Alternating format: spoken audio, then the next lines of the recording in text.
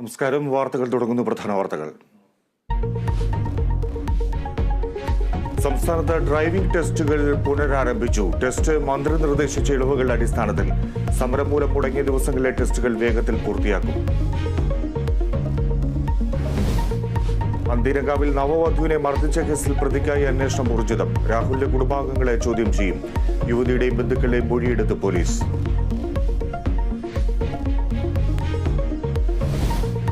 എറണാകുളം വേങ്ങൂരിൽ മഞ്ഞപ്പിത്ത ബാധിതരുടെ എണ്ണം ഉയരുന്നു. ഇതുവരെ രോഗം സ്ഥിരീകരിച്ചത് 200ഓളം പേർക്ക്. പ്രതിരോധ പ്രവർത്തനങ്ങൾ ഊർജിതമാക്കി പഞ്ചായത്തും ആരോഗ്യവകുപ്പും. കാരടുക്ക സഹകരണ സൊസൈറ്റി തട്ടിപ്പ് കേസിൽ പ്രതിക്കായി അന്വേഷണം ഊർജിതം. അന്വേഷണത്തിന് നേതൃത്വം നൽകുന്നത് 8-അംഗ സംഘം. ബാങ്ക് സെക്രട്ടറി രതീശൻ പോലീസിനെ വെട്ടിച്ച് കടന്നുകളഞ്ഞതായി സൂചന. വിരമിക്കുന്ന സർക്കാർ ജീവനക്കാർക്ക് ആനുകൂല്യങ്ങൾ തവണകളായി നൽകാൻ ധനവകുപ്പിന്റെ നീക്കം. ജീവനക്കാരുടെ സംഘടനകളുമായി മുഖ്യമന്ത്രി ചർച്ച നടത്തും. പെൻഷൻ പ്രായം ഉയർത്തുന്നതിൽ സംഘടനകൾക്ക് വ്യത്യസ്ത അഭിപ്രായം.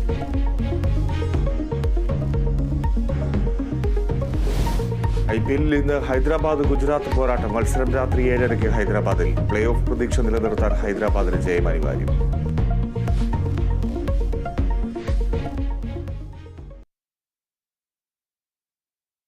വിശദാംശങ്ങളിലേക്ക് പോകാം. ഡ്രൈവിംഗ് സ്കൂൾ ഉടമകൾ സമരം പിൻവലിച്ചതോടെ ടെസ്റ്റുകൾ ആരംഭിച്ചു. തിരുവനന്തപുരം മുട്ടത്തറയിൽ 40 പേർക്കാണ് സ്ലോട്ട് നൽകിയത്. സർക്കുലറിൽ ഇന്നലെ മന്ത്രി നിർദ്ദേശിച്ച ഇളവുകളുടെ അടിസ്ഥാനത്തിലാണ് ടെസ്റ്റ്. സമരത്തെ തുടർന്ന് 15 ദിവസമായി മുടങ്ങി